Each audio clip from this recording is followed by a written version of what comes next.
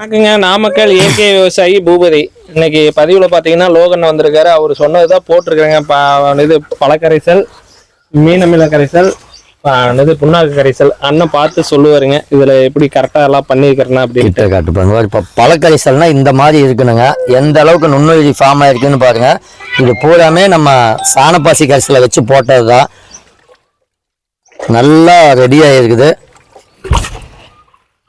வாசமா சரக்கே தோத்து போயிரு அந்த அளவுக்கு பழக்கரைசல் அருமையா இருக்கு. ஏன்னா இவர் எக்ஸ்ட்ரா நான் போடுறத விட எக்ஸ்ட்ரா நிறைய பொருள் கூட சேர்த்தி இருக்காரு. இந்த பட்டா கிராம்பு இந்த மாதிரி ஐட்டங்கள்லாம் நிறைய சேர்த்தி இருக்காரு.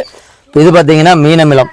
இது வந்து பழக்கரைசல் அப்படின்னாவே உங்களுக்கு பொட்டாசு வளர்ச்சி ஊக்கி அனைத்துமே இதுல சேர்ந்துக்கு. இது வந்து மீனமிலம். இப்போ நம்ம சாணப்பாசி கரைசலை வச்சு போட்டது.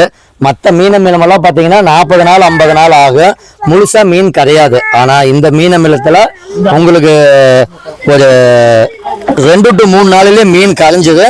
செலவும் பார்த்தீங்கன்னா கம்மி. நாட்டு சர்க்கரை வந்து பார்த்தீங்கன்னா 3ல் 1 பங்கு போட்டிங்கன்னாவே போதும்.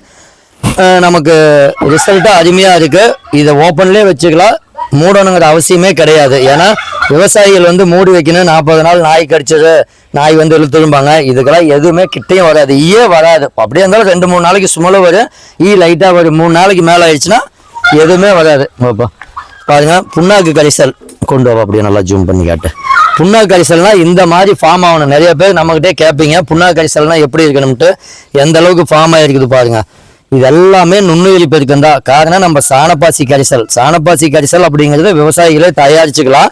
அப்படி தயாரிக்க முடியாதவங்களுக்கு நம்ம தரோம். 1 லிட்டர் வாங்கி மல்டிப்ளை பண்ணிட்டீங்க அப்படின்னா அதை வச்சா மீண்டும் மல்டிப்ளை பண்ணிக்கலாம். இந்த சாணப்பாசி கரைசல் இருந்தால் தான் இந்த மீனமிலமும் போட முடியும், புண்ணாக்கு கரைசல் போட முடியும், பூச்சி விரட்டி போட முடியும். அனைத்துமே போட்டுக்கலாம். ஏன்னா ஒரு விவசாயி அடிக்கடி உரக்கடைக்கும் மருந்து கடைக்கும் போறதுனால தான் உங்களுக்கு செலவு அதிகம் ஆகுது. இது புண்ணாக்கு தான். புண்ணாக்கு கரைசல் அங்க இருக்குதா, அதையும் பார்த்துருவோம். இந்த மாதிரி செலவு அதிகாகும். செலவு குறைக்கிறதுக்காக மட்டுமே இது. பிளஸ் மண்ணையும் வளப்படுத்தியது. நீங்க உரத்தை போட்டீங்க அப்படின்னா மண் வருஷத்துக்கு வருஷம் கெட்டுக்கிட்டு இருக்கு. அதே இந்த மாதிரி இடுபொருள்களை போட்டீங்க அப்படின்னா மண் வளமாகிக்கிட்டே இருக்கு. இப்போ இதை வந்து நம்ம தயாரிச்சாச்சு. இப்போ இதனுடைய அனுபவத்தை பத்தி, ஏன்னா விவசாயியே சொன்னாதானே மற்ற விவசாயிகளுக்கு புரிதலா இருக்கு.